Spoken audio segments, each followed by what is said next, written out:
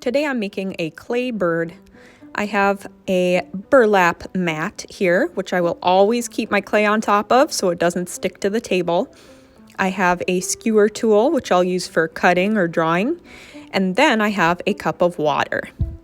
The first thing I'm going to do with my clay is I'm going to make sure it's in a pretty good ball shape. You can squish it around a little bit, roll it around so it's a pretty nice ball.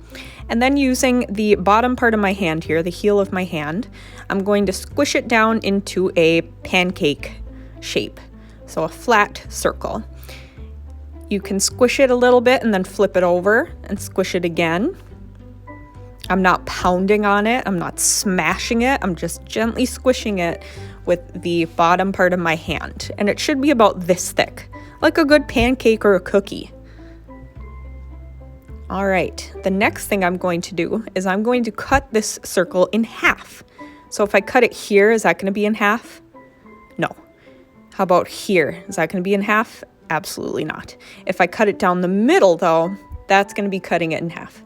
So I'm going to use my skewer tool and I'm just going to drag it through the clay to cut it in half. Now, one of these half circles is going to be the body of my bird.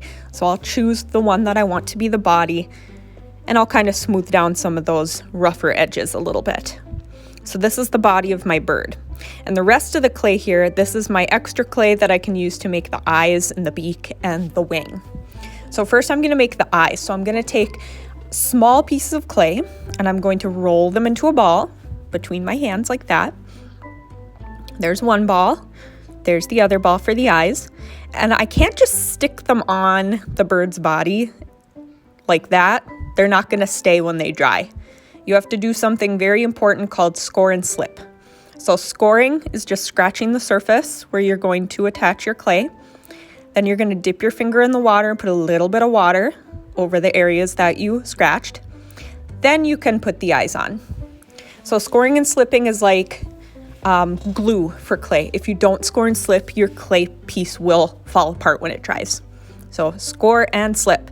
I'm going to put littler circles inside the eyes. It's kind of the pupils, but I can't just stick them down like that. I have to score and slip. So I'll take my skewer tool, I'll scratch a little bit where I'm going to put those pupils. I'll dip my finger in the water, put a little water, and then I'll stick the pupils on. I'll press them down so that they stick good. And there are my bird's eyes.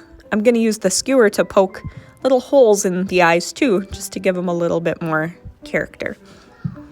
Now I'm going to make the beak for my bird. And to make the beak, I need a little piece of clay that I'm going to roll into a coil.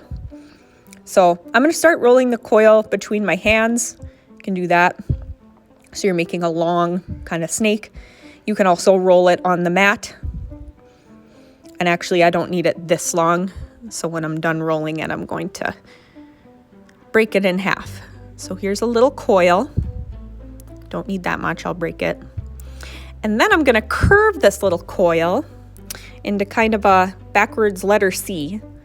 Then I'm going to pinch it to make it into like a letter V. And that's going to go right below the bird's eyes, because it looks like a little beak, little open up beak. So roll a coil, pinch it into a little C or a V. But I can't just stick it on. I have to score and slip. Scratch the surface, put a little water, stick the beak on. Score and slip. Very important when you're building with clay. All right, now I'm going to make a wing for my bird, and I'm going to make another half circle just like I did for the bird's body. So I'm going to roll a ball. Make sure it's a pretty good ball. It doesn't have to be a perfect ball. Smash it with the heel of my hand, the bottom part of my hand. I'm not banging it, just squishing it down, cutting that in half. And now I have a half circle for a wing. And I'm going to put it somewhere on my bird's body, so it looks like a wing.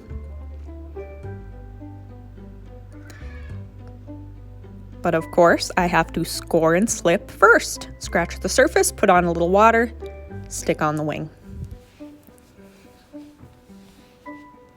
I'm smoothing it on really good so it doesn't fall off. All right, now the last thing you need to do for your bird is you will poke some little holes near the bottom, because this will be where the legs go when the bird is dry. We'll put on some pipe cleaner legs when our birds are dry. So make 2 little holes with the skewer tool all the way through in the bottom of the bird where the legs would be. And then if you have time, you can add some texture. You can draw some lines or make some dots with the skewer tool.